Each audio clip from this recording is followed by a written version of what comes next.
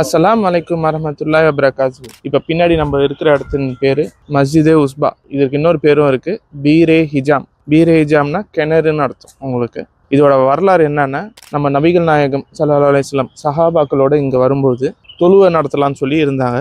அப்போது சஹாபாக்களுக்கு இங்கே தண்ணீர் சுற்றி பார்த்தாங்க. சுற்றி அப்படியே பாருங்கள், இந்த இடத்துல தண்ணீர் எங்கேயுமே கிடைக்கவில்லை உது பண்ணுறதுக்கு.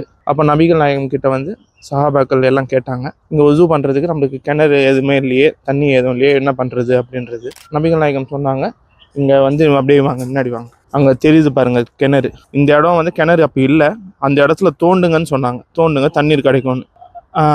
சஹாபாக்கள் எல்லாம் அந்த இடத்த தோண்டினாங்க.